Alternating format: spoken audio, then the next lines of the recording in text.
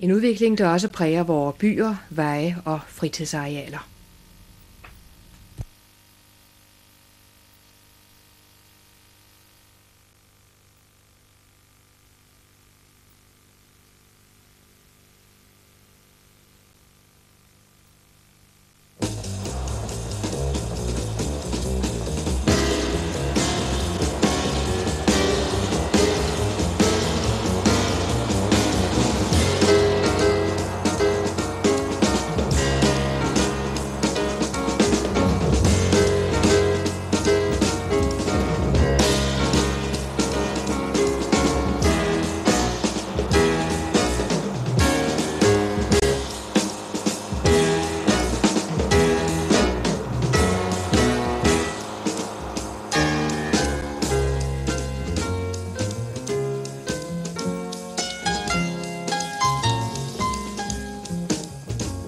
Det Danmark, vi kender i dag, er skabt af mennesker.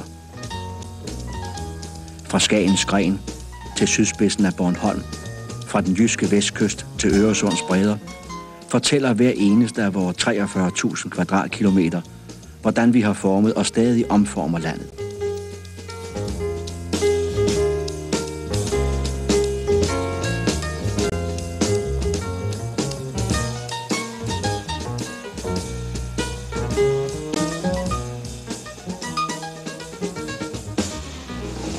Hver dag i året og hver time på dagen laves der lidt om på vores omgivelser. Og det er ikke blot detaljer, der ændres. Den enkelte forandring er altid led i en kædereaktion, og gennem sine virkninger og virkningers virkninger er den med til at forandre hele det geografiske mønster.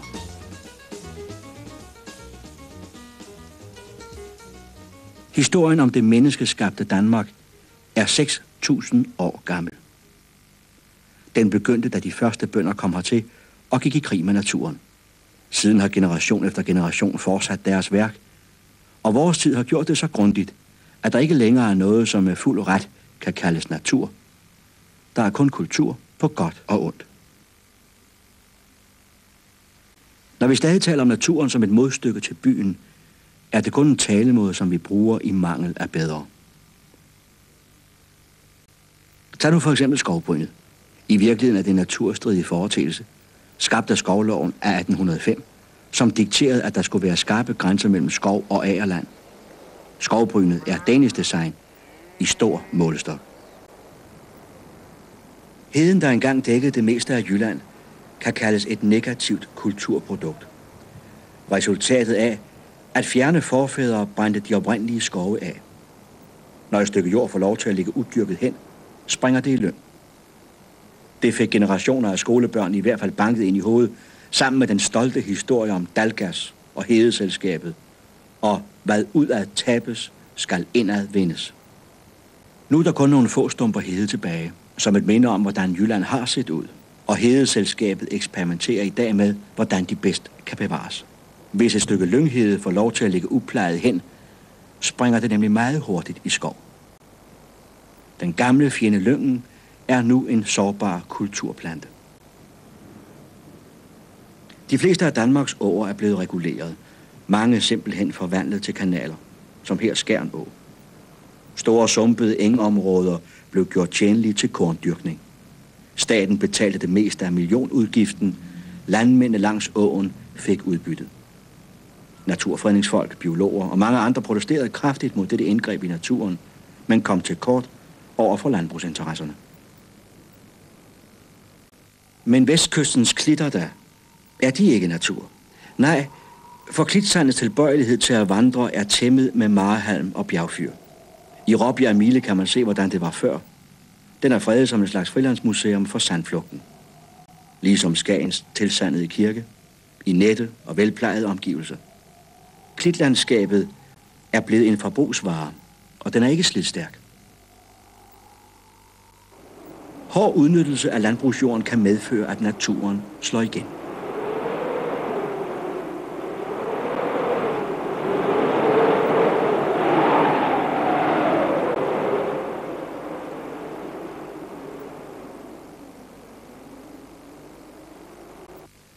Kirken lå engang midt i et sogn.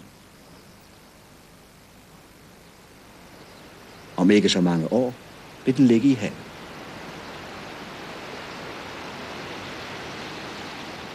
Der er stadig naturkræfter, som mennesket ikke er blevet herre over.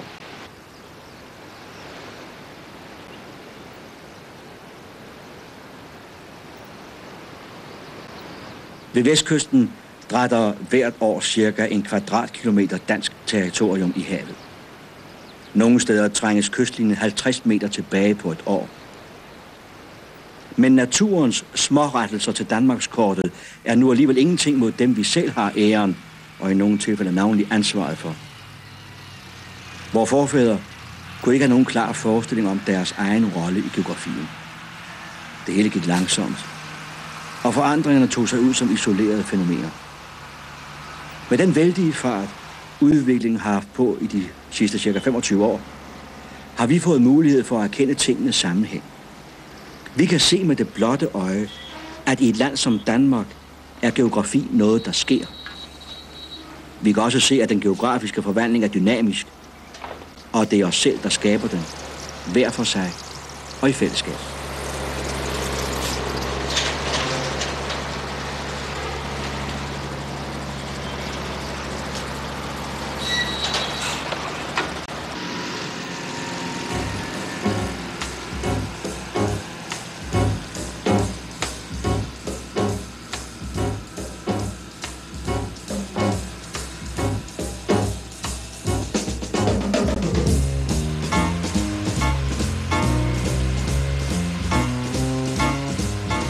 Når vi er flyttet om på jordmasserne, ruller vi en ny vej ud, uberørt af menneskehånd.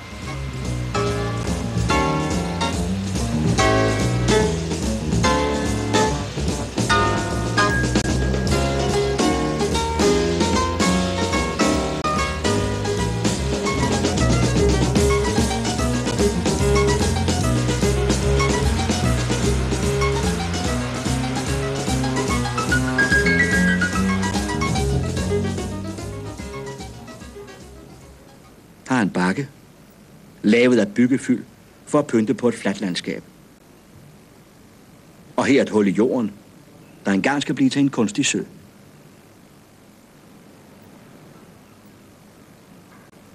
Men først skal det tømmes for råmaterialer. En del af gruset går i betonkanonerne. Cementeringen af Danmark skrider fremad, selvom det nu går betydeligt langsommere end for nogle år siden. I 60'erne blev byggeriet industrialiseret. Boligproduktion blev masseproduktion. Da byggeaktiviteten var på sit højeste i begyndelsen af 70'erne, blev der bygget 55.000 boliger på et år. Det var fordelagtigt for entreprenørerne at bygge i store enheder. Byggekranerne skulle kunne køre efter en lige linje. Det var tungere i planlægningen end ønskerne om at skabe det miljø, som man netop i de år begyndte at tale så meget om. Og så blev det sådan.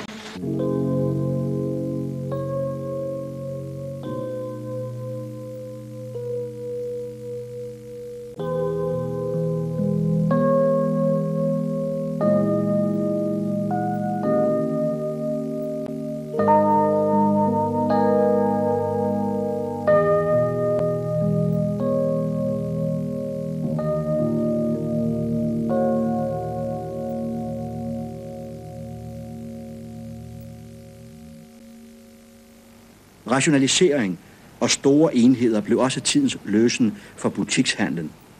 Mere og mere af den samledes og samledes stadig i supermarkeder, lavprisvarehuse og storcentre. Hvem vil ikke gerne købe noget billigt? Og når man har en bil, er det jo ingen sag selv at transportere varerne hjem.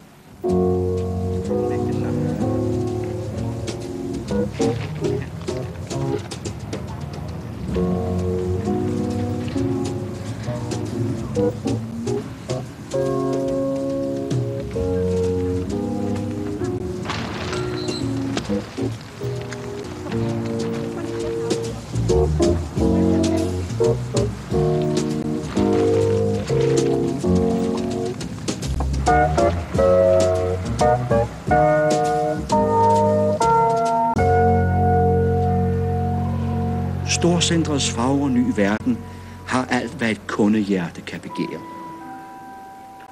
Under Under et og samme tag findes alle slags butikker. Der er også restauranter, biografer, teater og forlystelser for børnene. Her mødes mennesker, og sød musak opstår i hjertet.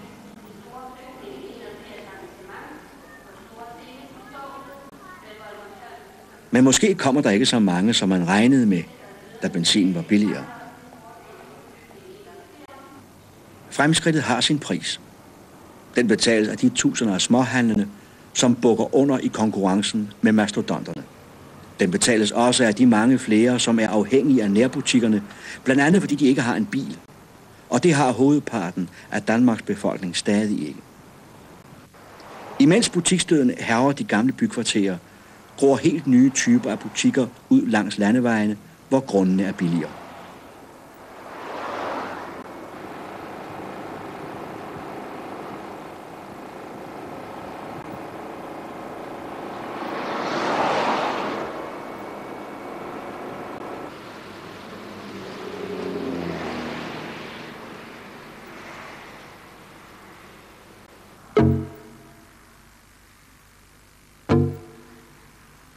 Optakten til alle de voldsomme forandringer, der er sket med vores samfund og vores omgivelser i de sidste 25 år, var Danmarks anden industrielle revolution.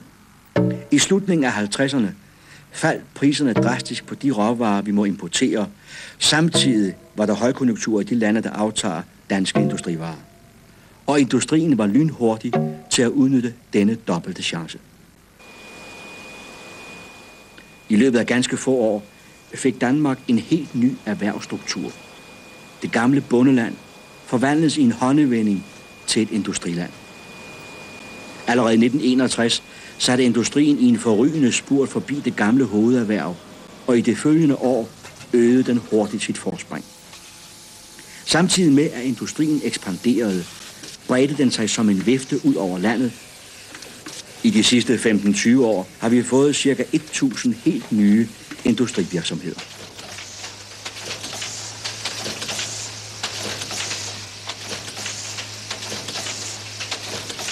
Næsten al dansk industri opstår ved, at en såkaldt lille mand med en god idé og det fornødne vågemod begynder for sig selv. Og han begynder næsten altid der, hvor han tilfældigvis bor.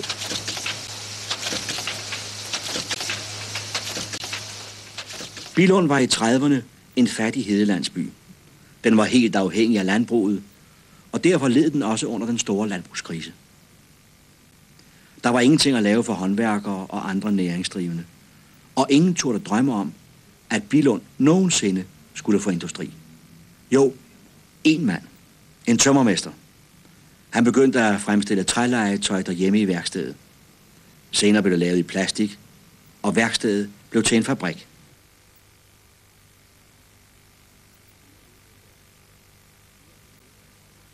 Nu er Lego et verdensfirma, som er centrum og eksistensbetingelse for et moderne bysamfund.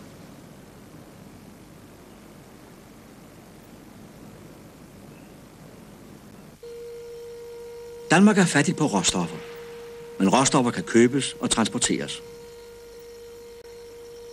Manglen på jern og metaller i vores undergrund har ikke hindret os i at udvikle en stærk jern- og metalindustri.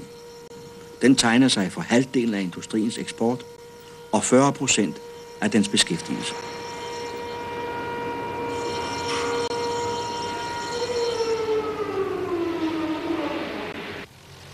I virkeligheden skal vi være lykkelige for vores råstoffattigdom. Den har forskånet os for forsnavsede og triste områder, som for eksempel Ruhrdistriktet. Danmark har kunnet bevares som et grønt industriland.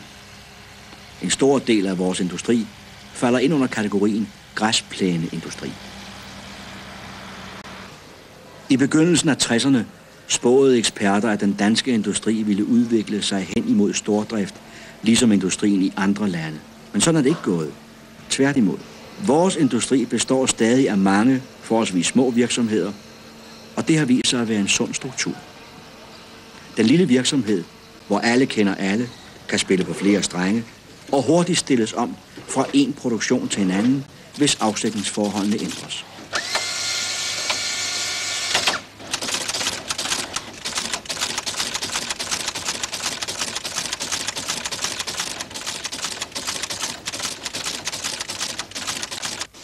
Den forholdsvis nybagte danske industri er ikke tynget af traditioner. Og det har sikkert på mange måder været en fordel for den. Et sted i landet har traditionen dog spillet en afgørende rolle, nemlig i Herning-området. Her er der opstået en tekstil- og beklædningsindustri med ca. 600 virksomheder, og nye kommer stadig til.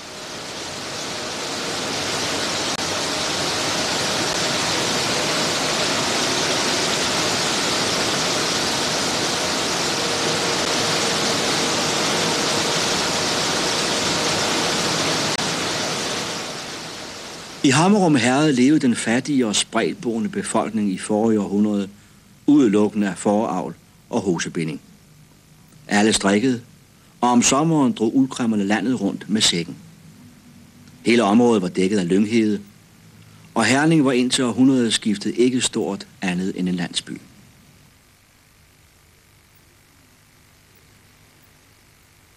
Husfliden blev til industri.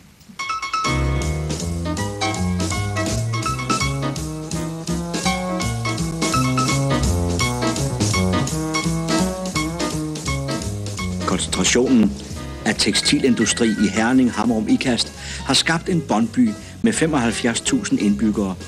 En af de få renlivede industribyer i Danmark.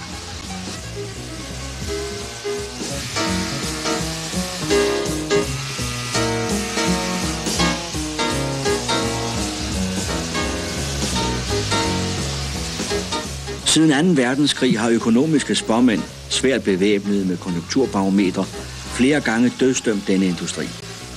Konkurrencen fra udviklingslandene med lave lønninger har også været hård, men Herning-industrien klarer sig stadig stolt.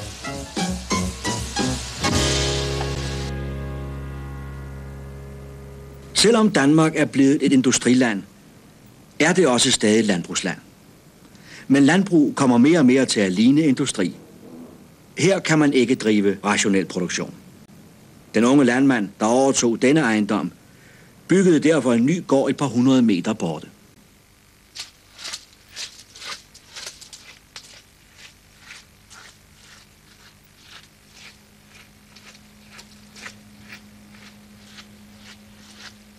I de nye svinestalde produceres der 1600 slagterisvin om året. Det er SPF-svin, og stallene er sterile, næsten som et hospital.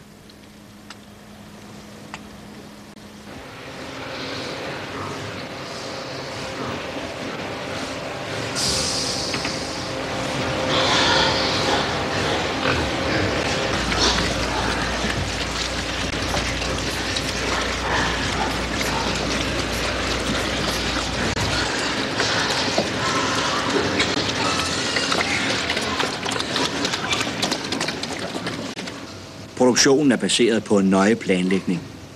Fodring er automatisk og computerstyret. Hele gårdens arbejde kan klare sig husbånd selv og en enkelt medarbejder. Men den unge bonde har ikke tid til at klø grisene bag øret, sådan som hans far og hans bedstefar havde. Til gården hører store siloer og gyldetanke. I de sidste opsamles gylden fra stallene, og herfra køres den ud på markerne. På de 200 tønder land dyrkes der udelukkende korn. Byg, naturligvis.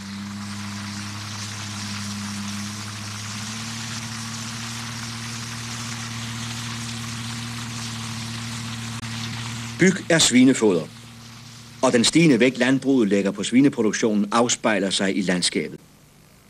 Det gammelkendte billede af bondelandet delt op i mange tavl med forskellige afgrøder er afløst af et mere ensformigt, for ikke at sige mere kedeligt. Markerne er blevet større, og der er byg så langt øjet rækker. Gamle dages vekseldrift er ikke længere nødvendig for at undgå sygdom i afgrøderne. Det klares ved at sprøjte markerne med sygdomsbekæmpende midler.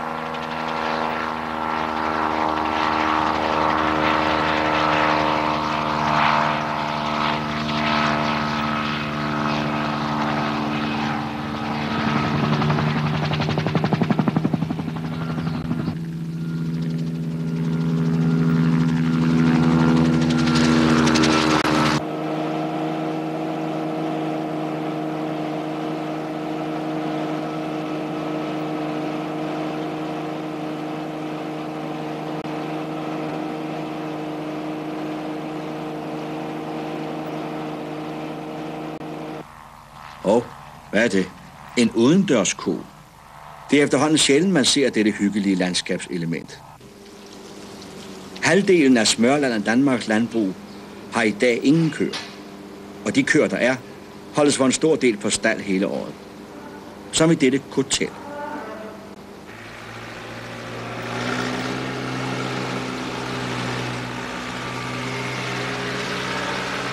Det er godt, der er malet en ko over døren, så man kan se, hvad det drejer sig om.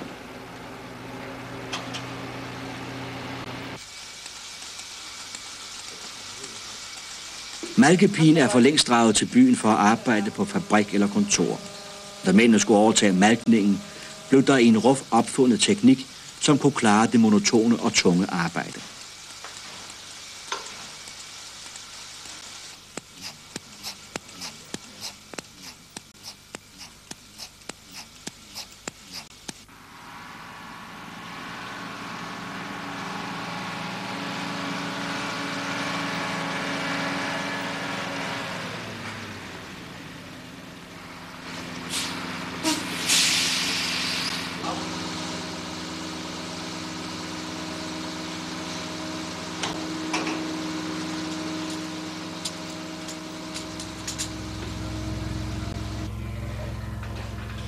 I den moderne løsdriftsstald er fodermesteren en computer. Koen finder selv hen til foderautomaten, når den skal have lidt at leve af. Dens kontrolnummer aflæses, og foderautomaten leverer den rette mængde foder.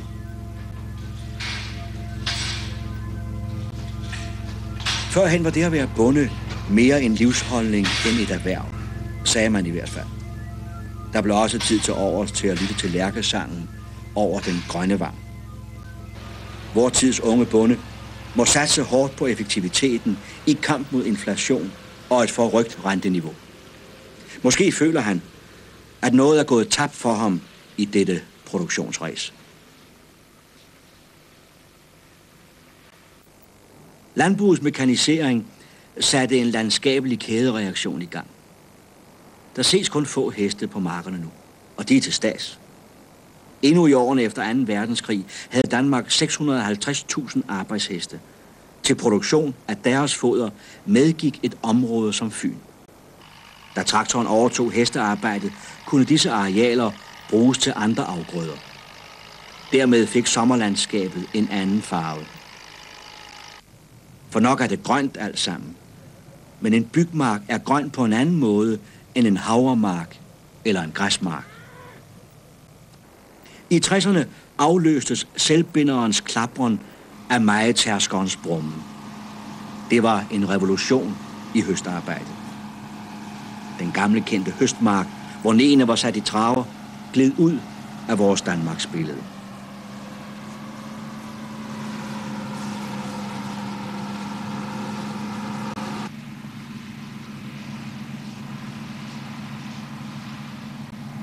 Hvor der hverken er køer eller heste, brænder man halmen af på marken. Smid væk mentaliteten er trængt ud på landet. Men hvad skal landmanden gøre med al den halm?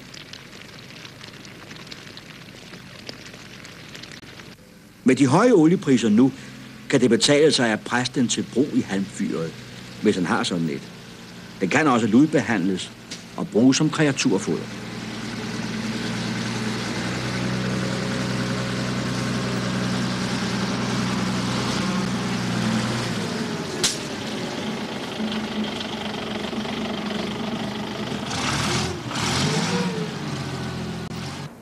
Mejetærskeren har skabt et enormt behov for siloer til opbevaring af kornet. Den gamle købstadsprofil domineres af kirketårnet. Nu har det fået en konkurrent. Siloerne skyder op overalt i byer på land. De er vor tids katedraler.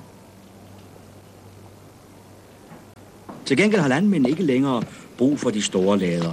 De vil forsvinde efterhånden, men indtil da bruges de mange steder som lagerbygninger til pladskrævende gods.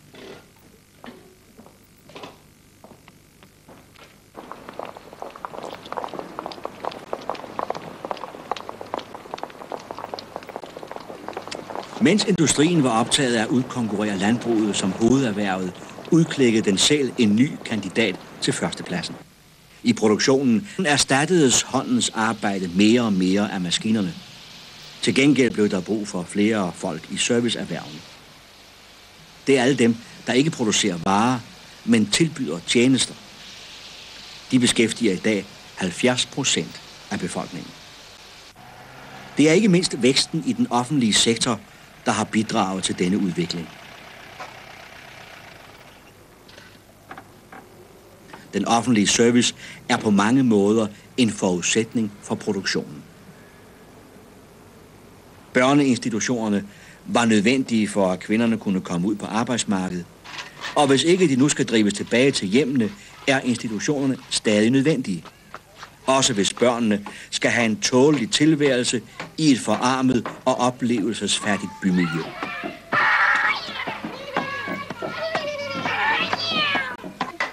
Nu kan det forudses, at presset på vuggestuer og børnehaver vil aftage. Fødselstallet er siden midten af 60'erne faldet drastisk og er nu det laveste i de 200 år, vi har haft folketællinger. En følge er, at Danmarks folketal er begyndt at gå tilbage. At vi bliver færre, er ikke i sig selv nogen ulykke, men det medfører en skæv aldersfordeling. Procenten af gamle vokser stødt. Der bliver færre til at tjene penge, og flere til at hæve folkepension. Der bliver færre i skolerne, og flere på hospitaler og plejehjem, som allerede er overfyldte.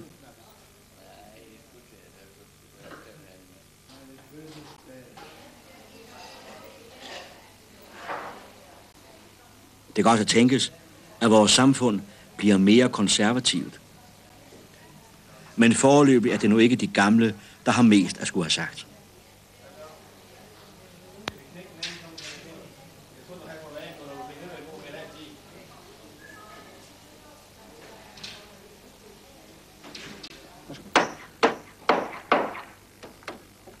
I århundreder voksede byerne ganske langsomt ved, at hus blev føjet til hus.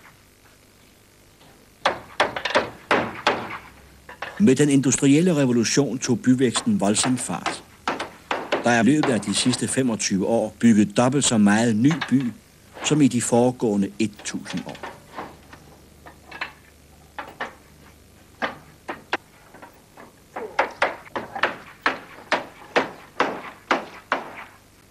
Men det er unægteligt en anden slags byer. Det skræddersyede hus er blevet totalt udkonkurreret af det præfabrikerede typehus.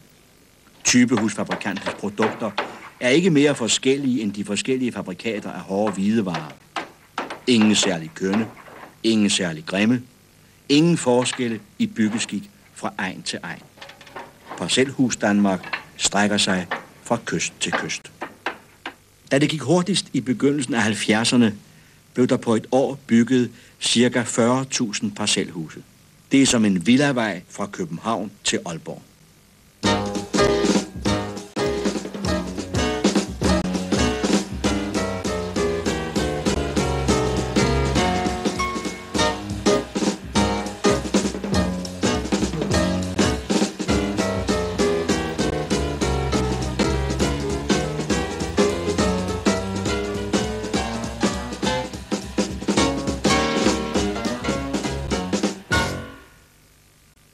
Husene blev også større og fik mere udenomsplads. I 1960 regnede man med 800 kvadratmeter til hver ny bolig, i 1970 med 1100 kvadratmeter. Merforbruget løb op i 15-20 kvadratkilometer på et år. Kontrasten mellem by og land forsvandt. Det er ikke mere til at sige, hvad der er hvad. Byen som en sluttet enhed er gået til grunde, og mange af os føler, at vi har mistet noget værdifuldt. Institutionerne blev også flyttet ud på markerne. Og de skulle være store. Som nu Danmarks Tekniske Højskole på Lundtoftesletten nord for København. Den fylder lige så meget som hele Københavns indre by, fra Tivoli til Kongens Have.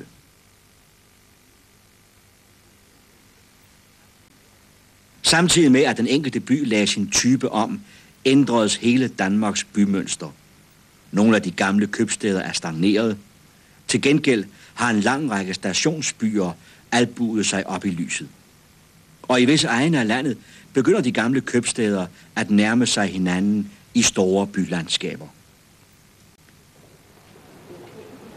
Køb nyt og smid væk, lød 60'ernes glade budskab. Også i bybygningen. Nu i den 12. time prøver man her og der at redde stumper af en tabt købstadsidyl. Scenen er klar til en Holberg-komedie. Men pas på ikke at komme til at dreje hovedet. For så er vi straks tilbage i det virkelige liv.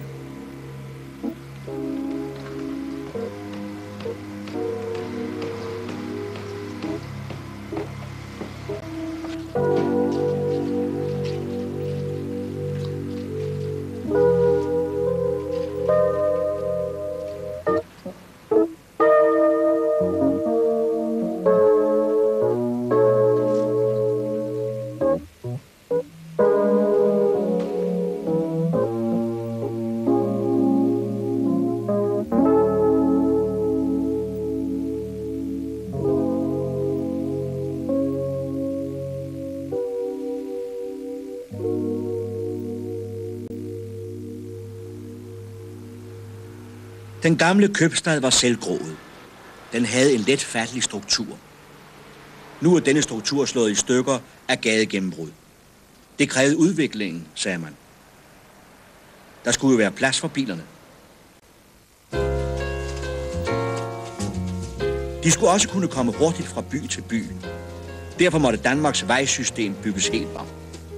Mens det kollektive trafikapparat blev misrygtet, var der ingen smalle steder, når det galt bevillinger til motorveje. Trafikken blev planlagt af raske mænd for raske mænd, og nationen lod sig villigt hjernevaske til at tro, at bilen var blevet hver mands eje. Sådan set er en bro kun et stykke af en vej. Et spørgsmål om penge og teknik. Men i et land, der består af en halvø og 583 øer, er brobygning også noget andet og mere. Drømmen om at hægte hele øriget sammen med broer er gammel, og vi arbejder stødt fremad mod det mål.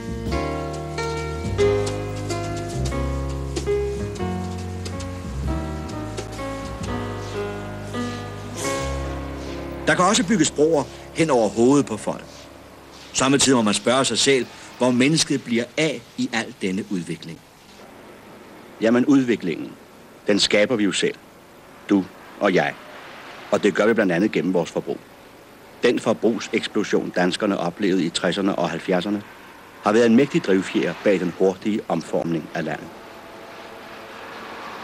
Først skulle velstandsfamilien have en bil, og da den var blevet kørende, skulle den også have noget at køre efter. I længden blev det lidt trivielt med søndagsturene ud i det blå. Det næste ønskemål blev derfor et sommerhus, og raske folk stod parat til at organisere det store festlige udsalg af Danmarks kyster.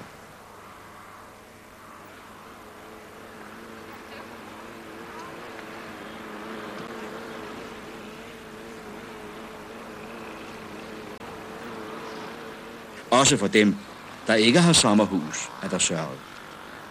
Her kan man opleve vestkystens storslåede natur og samtidig føle sig hjemme, som for eksempel i Brøndbyerne eller betonforstaden til Hamburg.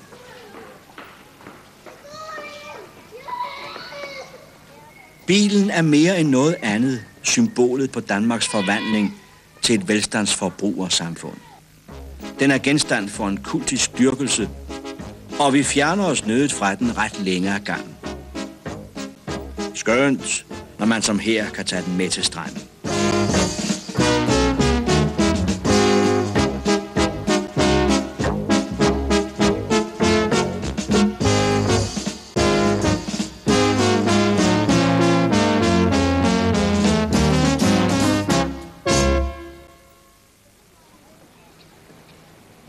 For stadig flere bliver båden et alternativ til sommerhuset, eller måske et supplement. Antallet af lystbåde stiger meget kraftigt, og det kræver nye havneanlæg. Trafikken til søs skaber også trafik på land og nødvendiggør vejbyggeri. Måske i et område, som man gerne ville beskytte.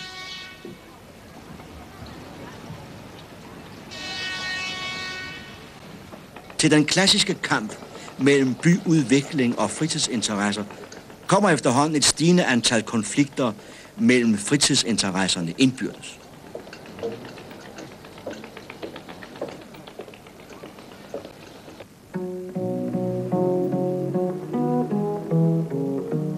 Det er efterår, og sommerlandet ligger øde hen. Men det er øde på en anden måde end for et par årtier siden, da Danmark endnu var rigt på store åbne kystlandskaber. I sin begærlighed efter at eje naturen har bymennesket spoleret den for sig selv og andre. Vores generation har indskrevet sig i Danmarks historien som den, der byggede landet om til fritidsbrug. I en vældig fart og med meget lidt omtanke.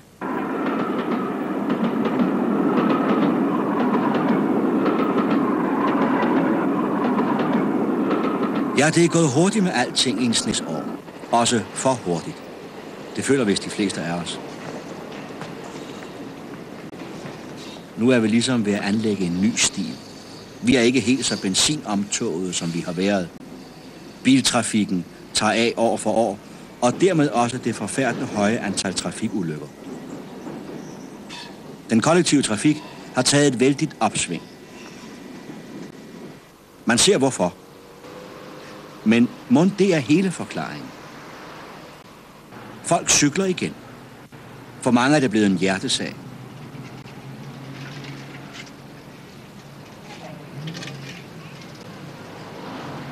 Genbrugstanken er slået igennem, også når det gælder byer og bygninger.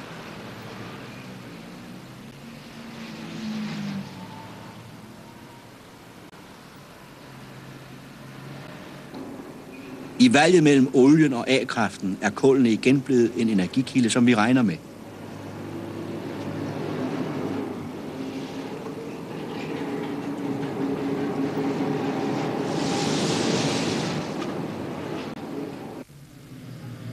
Men der er også masser af gratis energi i luften over Danmark. Og kom ikke mere og tal om virkelighedsfjerne økoprofeter.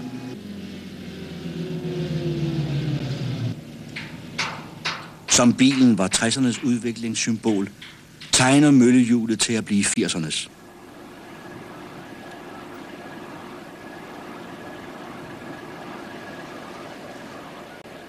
Vindmøllerne præger allerede det danske landskab. Og der vil komme mange flere.